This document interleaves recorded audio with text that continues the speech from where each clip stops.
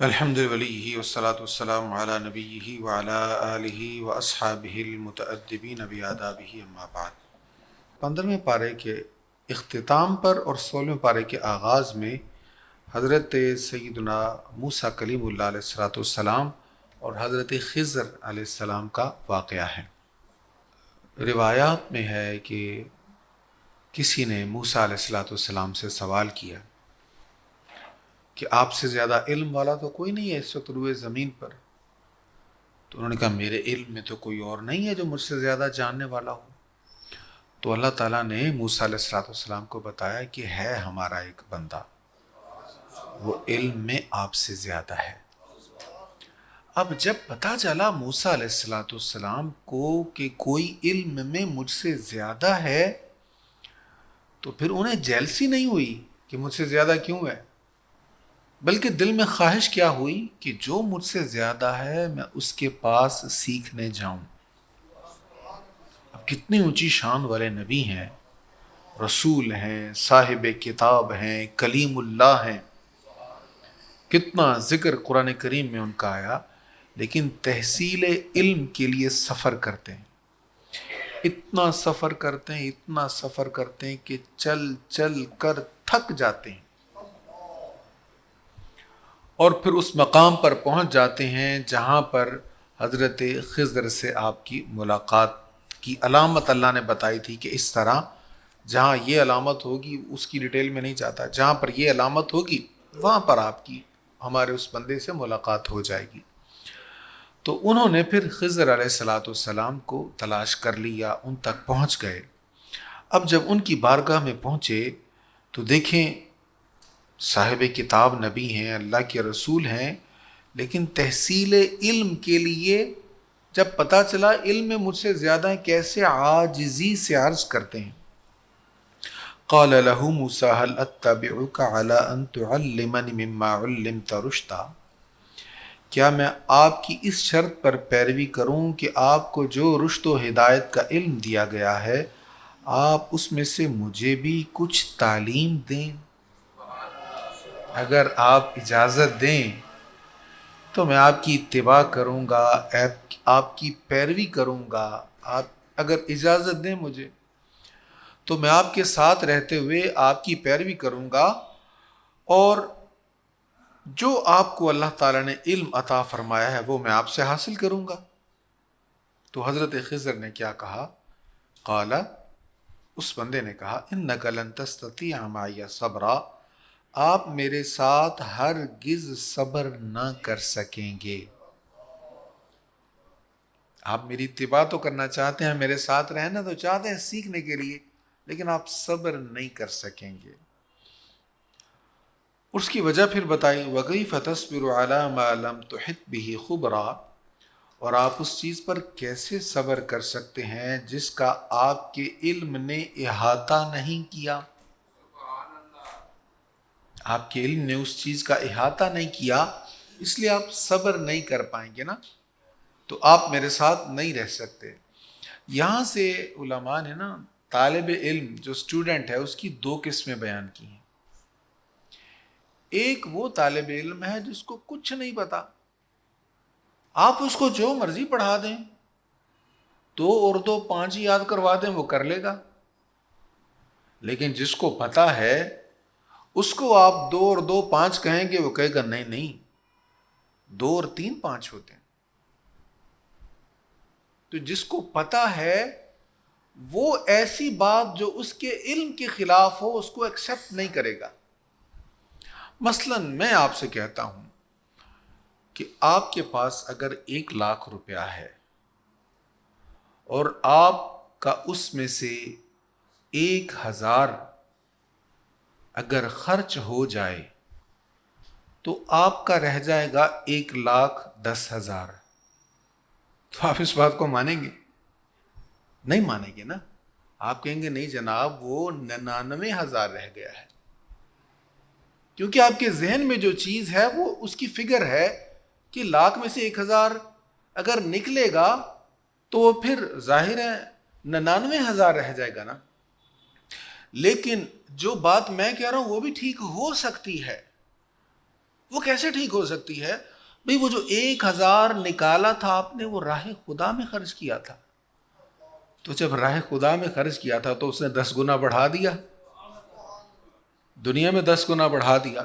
تو اس طرح کی کچھ کیفیت تھی۔ حضرت خضر علیہ السلام نے کہا آپ میرے ساتھ صبر نہیں کر سکیں گے، کیونکہ جو میرے افعال ہیں، یہ میرے کام ہے، یہ میری گفتگو ہے، آپ کا علم اس کا احاطہ نہیں کر سکتا۔ قال ستجدنی انشاء اللہ صابرا ولا اعصی لک امرا، موسیٰ نے کہا آپ انشاءاللہ ان قریب مجھے صبر کرنے والا پائیں گے اور میں آپ کے حکم کی نافرمانی نہیں کروں گا۔ دیکھیں تحصیل علم کے لیے ایک جلیل القدر نبی کیسے عاجزی سے عرض کر رہا ہے میں آپ کی نافرمانی نہیں کروں۔ اب اسی سے اندازہ لگا لیں علم کی اہمیت کتنی ہے۔ تو اس بندے نے کہا بس اگر تم میری پیروی کر رہے ہو تو مجھ سے کسی چیز کے متعلق اس وقت تک سوال نہ کرنا جب تک کہ میں خود اس کا تم سے ذکر نہ کروں۔ تو جناب یہ بات ہو گئی، انہوں نے کہا میں آپ کی فرما برداری کروں گا، نافرمانی نہیں کروں گا۔ اور حضرت خضر نے کہا کہ جب تک میں خود وضاحت نہ کر دوں آپ نے سوال نہیں کرنا، کوئی چیز جو آپ کے علم کے مطابق نہ ہو آپ نے اس پر سوال نہیں کرنا، میں خود ہی وضاحت کروں گا۔ فانطلقا، پھر وہ دونوں چل پڑے، حتی اذا رکبا فی السفینۃ خرقہا، حتیٰ کہ جب وہ دونوں کشتی میں سوار ہوئے تو اس خضر نے کشتی کے تختے کو توڑ دیا۔ اب انہوں نے پار جانا تھا، پانی تھا، تو جس کشتی میں سوار ہوئے تو جب کشتی سے اترنے لگے تو انہوں نے کشتی کو توڑ دیا۔ موسیٰ علیہ السلام کو کہا یہ تھا کہ آپ نے بولنا نہیں ہے، لیکن وہ بول پڑے، کیونکہ زیادتی بظاہر وہ زیادتی کر رہے تھے ان کے ساتھ۔ وہ مسکین لوگ تھے جن کی کشتی تھی، اور روایات میں یہ بھی ہے کہ انہوں نے ان کو مفت سوار کر لیا تھا کہ یہ بزرگ لوگ ہیں، نیک لوگ ہیں، تو ان سے کیا لینے ہم نے معاوضہ لینا۔ تو انہوں نے جاتے جاتے اس میں سوراخ کر دیا۔ تو موسیٰ علیہ السلام نے کہا کیا آپ نے اس کو اس لیے توڑا ہے کہ اس میں سوار لوگ ڈوب جائیں؟ یہ تو آپ نے بہت خطرناک کام کیا۔ اعتراض کر دیا۔ خضر نے کہا کیا میں نے تم سے یہ نہیں کہا تھا کہ بے شک تم میرے ساتھ ہرگز صبر نہ کر سکو گے؟ میں نے پہلے ہی کہا تھا کہ آپ بولیں گے صبر نہیں کر سکیں گے۔ موسیٰ علیہ السلام فوراً محسوس کر گئے کہ واقعی یہ مجھے نہیں کہنا چاہیے تھا، کیونکہ میں نے ان سے کہا تھا کہ میں صبر کروں گا اور آپ خود ہی وضاحت کریں گے تو ہوگی، میں نہیں عرض کروں گا کچھ۔ موسیٰ نے کہا جو چیز میں بھول گیا ہوں اس پر میری گرفت نہ کیجیے، میرے مشن کو مجھ پر دشوار نہ کیجیے، یعنی عرض کی مجھ سے بھول ہو گئی ہے تو آپ براہ کرم مجھے اپنے ساتھ ہی رہنے دیں، میرا جو مشن ہے آپ سے علم سیکھنا، آپ سے علم حاصل کرنا، وہ میرے لیے آپ دشوار نہ کریں۔ فانطلقا، پھر وہ دونوں چل پڑے، حتیٰ کہ جب ان کی ملاقات ایک لڑکے سے ہوئی تو اس خضر نے اس لڑکے کو قتل کر دیا۔ موسیٰ نے کہا کیا آپ نے ایک بے قصور شخص کو بغیر کسی شخص کے بدلہ کے قتل کر دیا؟ آپ نے یہ بہت معیوب کام کیا ہے۔ اب واقعی بظاہر تو معیوب کام ہی لگ رہا تھا۔ موسیٰ علیہ السلام بول پڑے یہ آپ نے کیا کیا؟ اب خضر علیہ السلام کیا کہتے ہیں؟ خضر نے کہا کیا میں نے تم سے یہ نہیں کہا تھا کہ بے شک تم میرے ساتھ ہرگز صبر نہیں کر سکو گے؟ موسیٰ نے کہا اگر اس کے بعد میں نے آپ سے کوئی سوال کیا تو آپ مجھے اپنے ساتھ نہ رکھیں، بے شک آپ میری طرف سے عذر کو پہنچ چکے، یعنی اب آخری بار ہے، میں اب دوبارہ آپ سے سوال نہیں کروں گا، پلیز مجھے آپ ساتھ رکھیں، اگر میں نے دوبارہ کوئی اعتراض کیا، سوال کیا تو پھر آپ ٹھیک ہے، آپ بات پوری ہو جائے گی، پھر آپ مجھے ساتھ نہ رکھیے گا۔ فانطلقا، پھر وہ دونوں چل پڑے، حتیٰ کہ وہ دونوں ایک بستی والوں کے پاس آئے اور ان دونوں نے ان بستی والوں سے کھانا مانگا، بستی والوں نے ان کی مہمان نوازی سے انکار کر دیا۔ تو یہ مسافر تھے، ایک بستی سے گزرے تھے، تو بستی والوں سے کہا ہمیں کھانا کھلائیں، ہم مسافر ہیں، تو انہوں نے کھانا نہیں کھلایا۔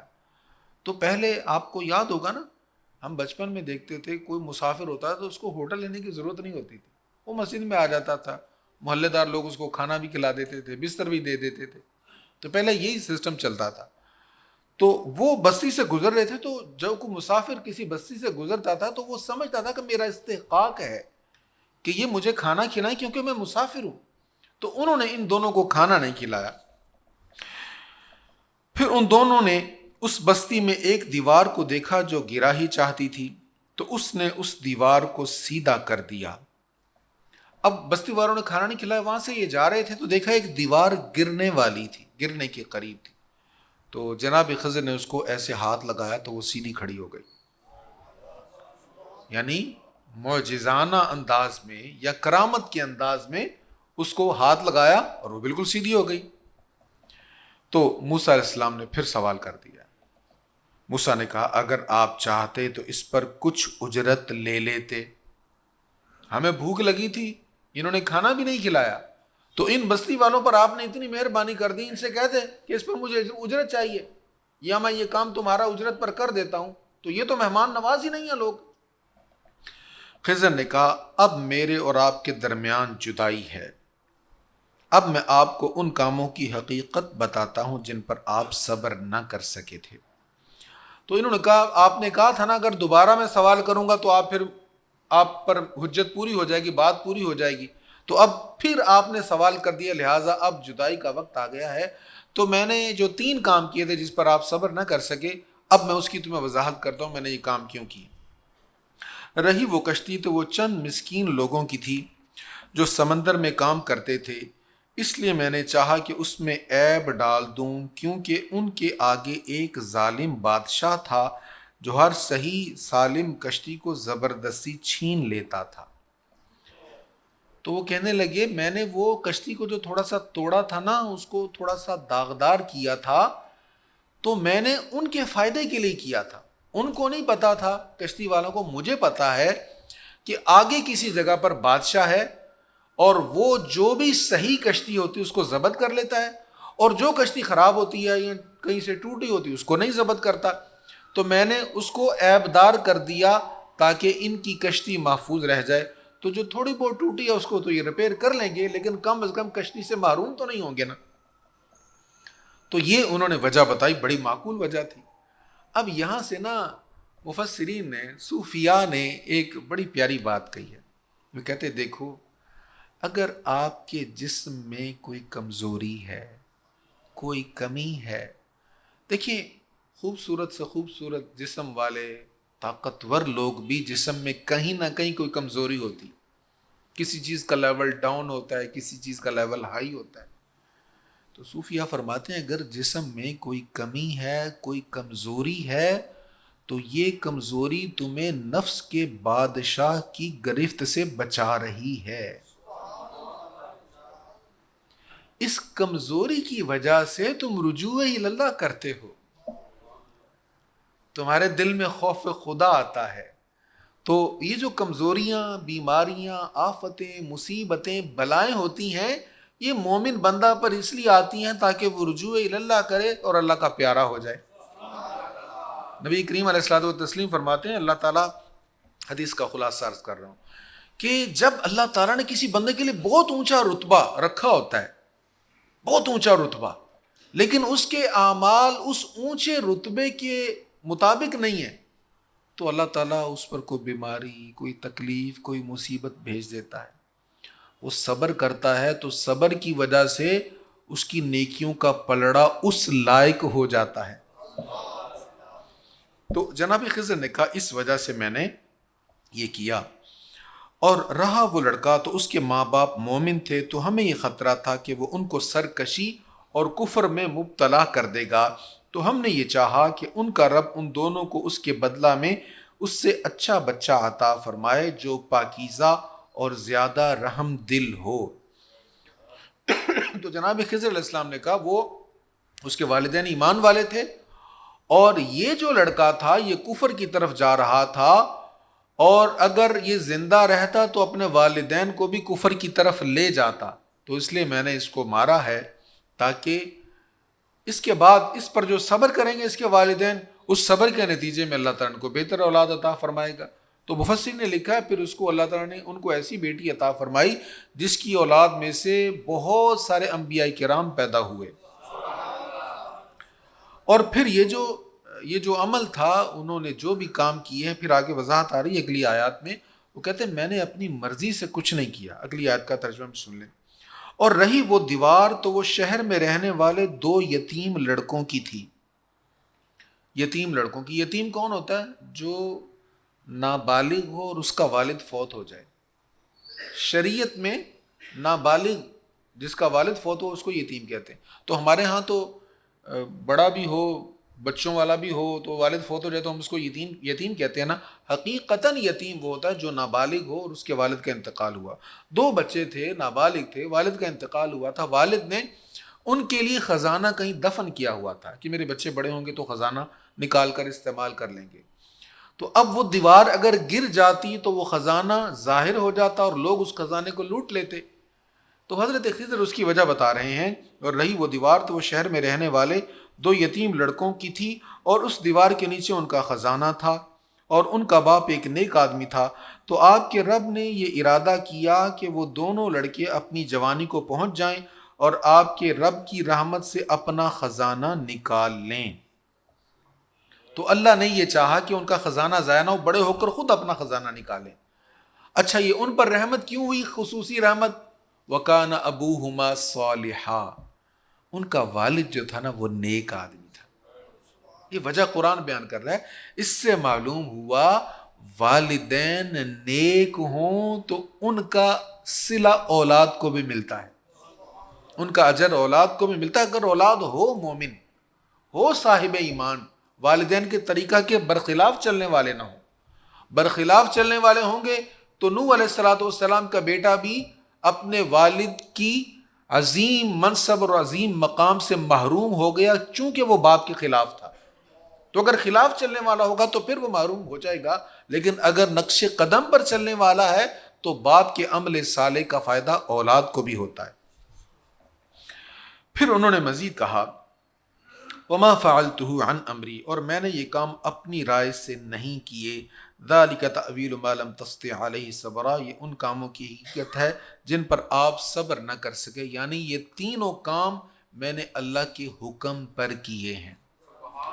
اس سے علماء یہ بیان کرتے ہیں کہ اگرچہ صراحت نہیں ہے کہیں بھی اس واقعہ میں کہ خضر علیہ السلام نبی ہیں یا نہیں ہیں، لیکن اس بات سے پتہ چلتا ہے کہ اللہ کے حکم سے جب کوئی اس طرح کے کام کرتا ہے، اتنا بڑا کام کہ وہ کسی کو قتل بھی کرے، تو ولی کو اتنے کاموں کا اختیار نہیں ہوتا، ولی کو یہ اجازت نہیں ہوتی. تو اس سے پتہ چلتا کہ جناب خضر علیہ السلام ولی نہیں بلکہ اللہ کے نبی تھے.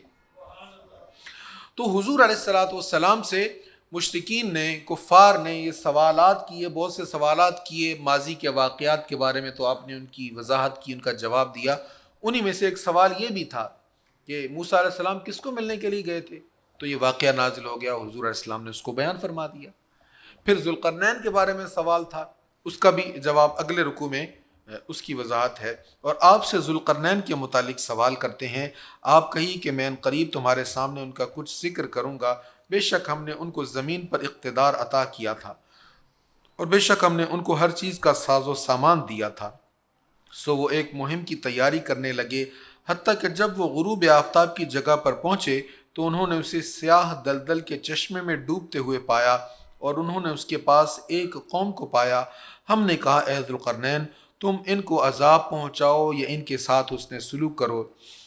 اس نے کہا جس شخص نے اپنی جان پر ظلم کیا تو ان قریب میں ہم اس کو سزا دیں گے، پھر وہ اپنے رب کی طرف لوٹایا جائے گا تو وہ اس کو بدترین عذاب دے گا. اور جو شخص ایمان لایا اور اس نے نیک عمل کیے تو ہم اس کو اچھا بدلہ دیں گے اور عن قریب ہم اس کو آسان کاموں کے احکام دیں گے. تو یہ ذوالقرنین کے بارے میں بیان ہوا کہ وہ سفر کرتے کرتے، فتوحات کرتے کرتے مغربی کنارے تک پہنچ گئے. یعنی دنیا کا ایسا خطہ جس کے آگے انہیں لگا کہ اب آگے بس پانی ہی پانی ہے، آگے کوئی آبادی نہیں. اس دور کے مطابق انہوں نے سمجھا. تو جہاں پر وہ پہنچے وہاں انہوں نے دیکھا کہ سورج غروب ہو رہا ہے اور دلدل کے چشمے میں غروب ہو رہا ہے. تو اس کو مفسرین نے بیان کیا کہ آپ اگر سمندر کے کنارے پر جائیں، سورج غروب ہونے کا منظر دیکھیں تو آپ کو لگے گا سورج جو ہے وہ سمندر میں ڈوب رہا ہے، حالانکہ وہ سمندر میں ڈوب نہیں رہا ہوتا، پر دیکھنے کو ایسے لگتا ہے. تو جیسے ان کو دیکھنے کو لگا ویسے بیان کیا جا رہا ہے اس کو.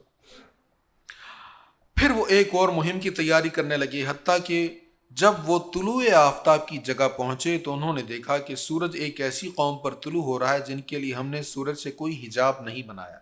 تو پہلے دنیا کے مغربی کنارے پر گئے، اب پھر یہاں سے فتوحات کرتے کرتے مشرقی کنارے پر چلے گئے، مشرق کی سمت میں وہ پہنچ گئے، تو جہاں پہ ایسے لوگ تھے جن کے اور سورج کے درمیان کوئی حجاب نہیں تھے، یعنی ان کے بدن پر کپڑے بھی نہیں تھے اور ان کے پاس رہنے کے لیے رہائش گاہیں بھی نہیں تھی، جانوروں کی طرح زندگی گزار رہے تھے۔ واقعہ اسی طرح ہے اور ہمارے علم نے ان کے تمام واقعات کا احاطہ کیا ہوا ہے۔ پھر وہ ایک اور مہم پر چل پڑے، حتیٰ کہ جب وہ دو پہاڑوں کے درمیان پہنچے تو ان کے پار انہوں نے ایک ایسی قوم دیکھی جو ان کی کوئی بات نہیں سمجھتی تھی۔ انہوں نے کہا، اے ذوالقرنین، بے شک یاجوج اور ماجوج زمین میں فساد کر رہے ہیں، تو کیا ہم آپ کو کچھ سامان مہیا کریں کہ آپ ہمارے اور ان کے درمیان ایک مضبوط دیوار بنا دیں؟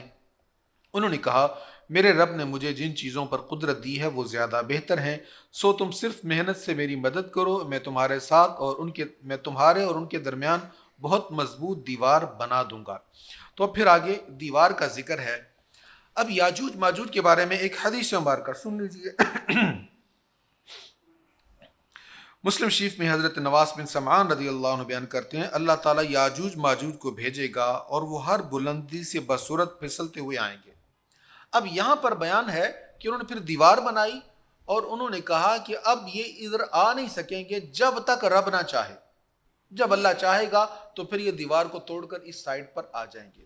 اب جب وہ اس سائڈ پر آئیں گے اس کے متعلق یہ حدیث ہے، اللہ تعالیٰ یاجوج ماجوج کو بھیجے گا، وہ ہر بلندی سے بصورت پھسلتے ہوئے آئیں گے، ان کی پہلی جماعت بحیرہ طبرستان سے گزرے گی اور وہاں کا تمام پانی پی جائے گی، جتنا پانی ہوگا سارا پانی جو اولین لوگ ہیں وہ پی لیں گے۔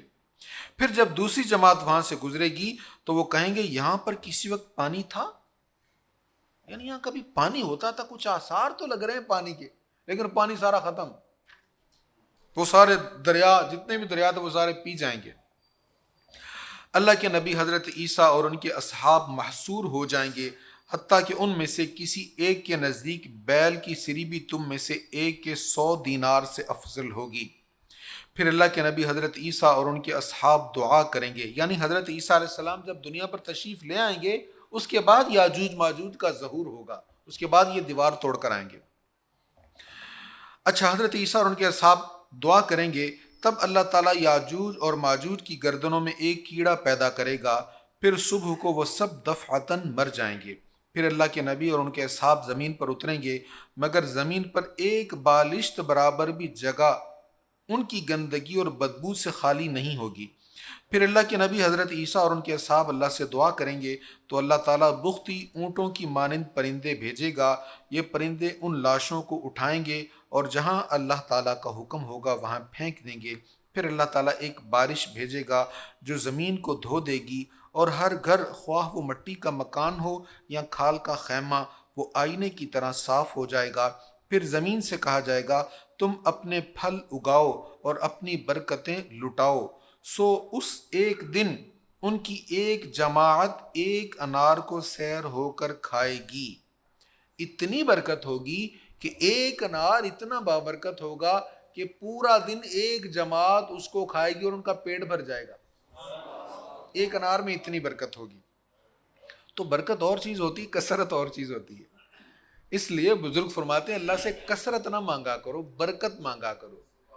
برکت ہو تو تھوڑے میں بھی بڑی راحت ہوتی، بڑا سکون ہوتا ہے، بڑا مزہ ہوتا ہے، اور اگر برکت نہ ہو تو جتنی مرضی کثرت ہو انسان مطمئن نہیں ہوتا، اس کو سکون نہیں ملتا۔ اور ایک دودھ دینے والی گائے لوگوں کے ایک قبیلہ کے لیے کافی ہوگی اور دودھ دینے والی بکری ایک گھر والوں کے لیے کافی ہوگی۔ اسی دوران اللہ تعالیٰ ایک پاکیزہ ہوا بھیجے گا جو لوگوں کی بغلوں کے نیچے لگے گی۔ تو جب خوشحالی آ جائے گی، ہر طرف خوشحالی ہوگی، ہر طرف ایمان والے ہوں گے، مومنین ہوں گے، کفار نہیں ہوں گے، تو پھر رفتہ رفتہ رفتہ رفتہ آہستہ آہستہ ایمان والے دنیا سے اٹھنے لگ جائیں گے، آہستہ آہستہ پھر بدعملی پھیلنے لگ جائے گی، پھر گناہ پھیلنے لگ جائیں گے۔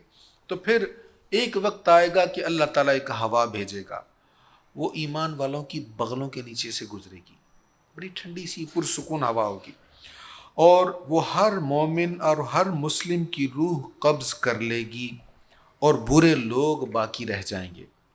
اس ہوا کے گزرنے سے ایمان والے سارے فوت ہو جائیں گے، اب برے لوگ ہوں گے۔ اور ان کی کیفیت بیان کرتے ہوئے فرمایا گدھوں کی طرح کھلے عام جن سے ملاپ کریں گے انہی پر قیامت قائم ہوگی۔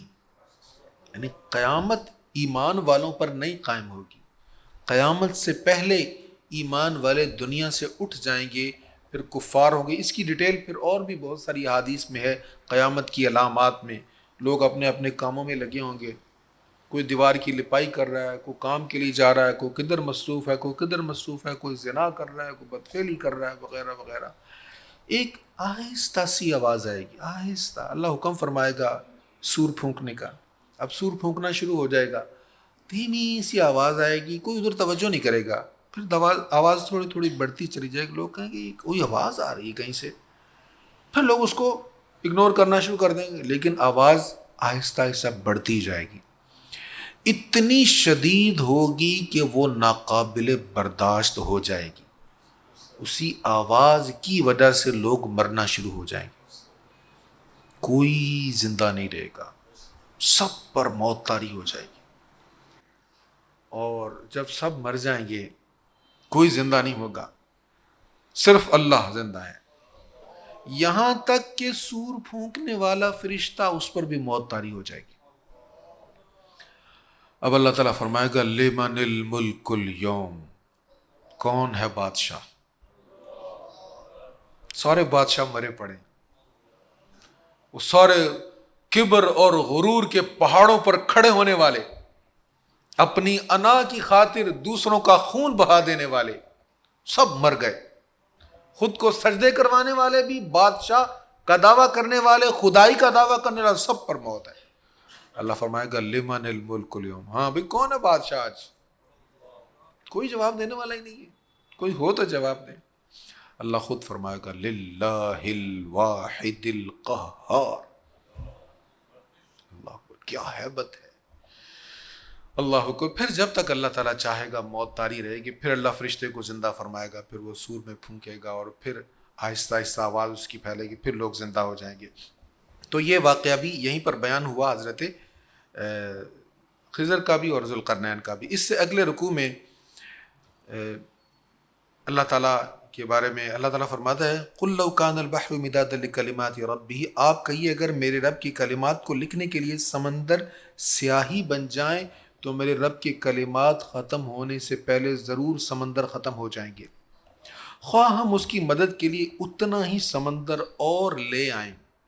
آج واقعات میں کافی ٹائم لگ گیا، تو وہ جو ہمارا پیٹرن ہے نا ہر رکوع سے بات کرنے والا، میرا خیال آج اس پر وہ نہیں ہم کر سکیں گے۔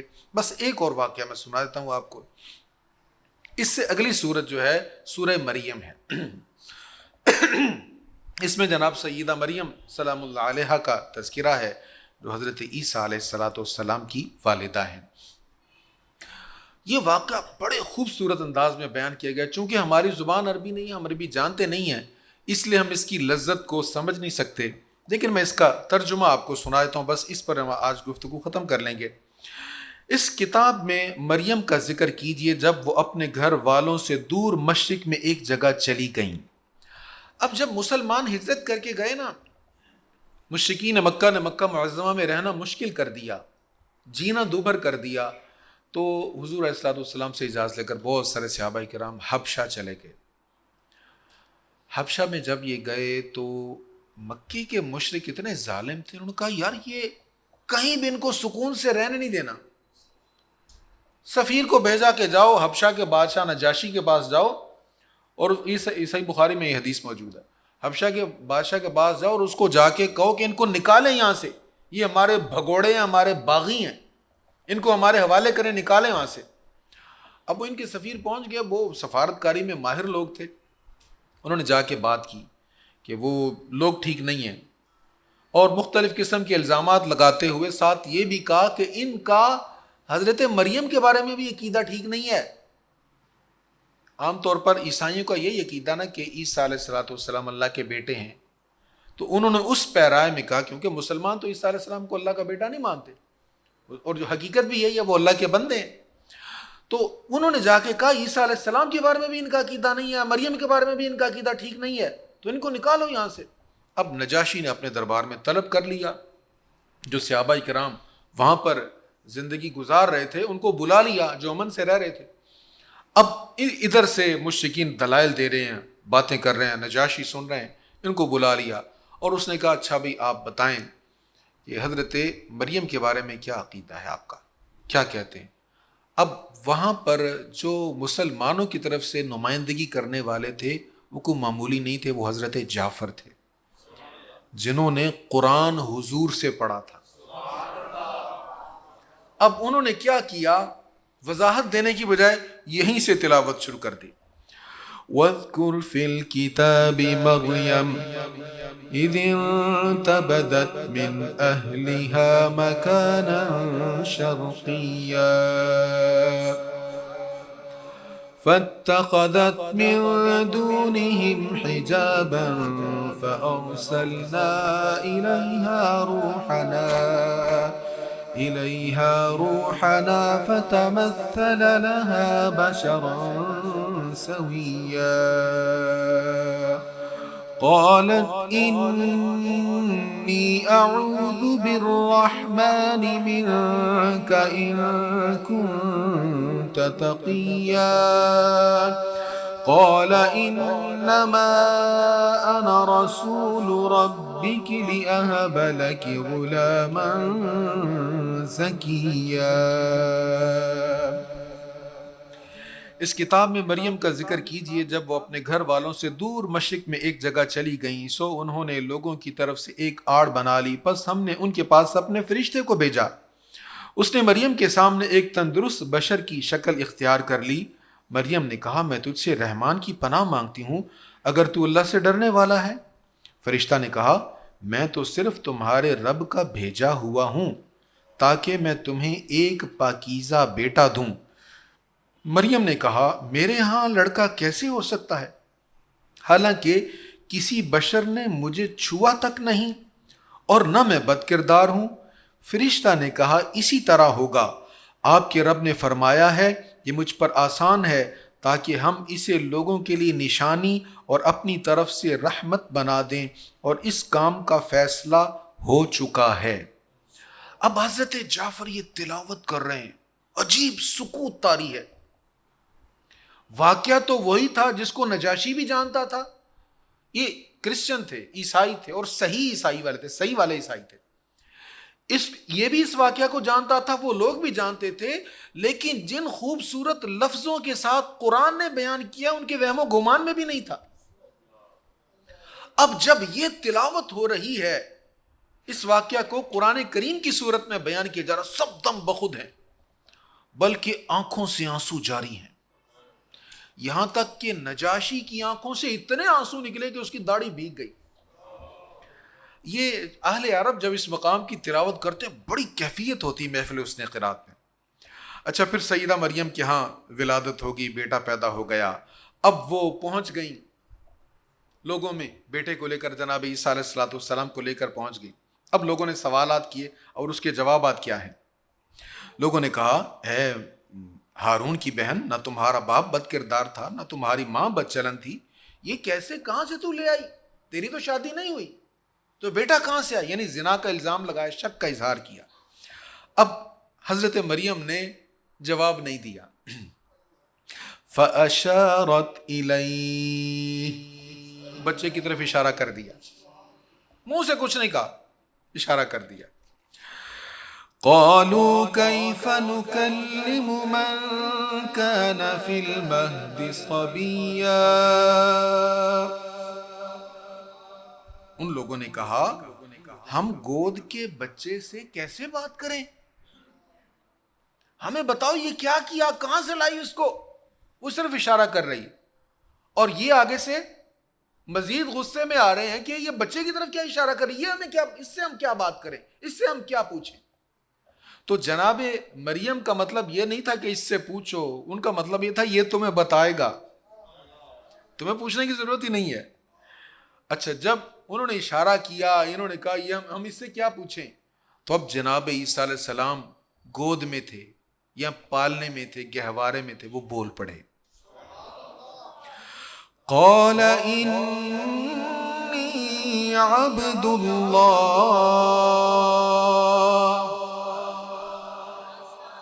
بچہ بول پڑا، کہنے لگا میں اللہ کا بندہ ہوں. پہلا جملہ جناب عیسیٰ کی زبان سے نکلا. قال انی عبد اللہ. قال انی عبد اللہ آتانی الکتاب وجعلنی نبیا.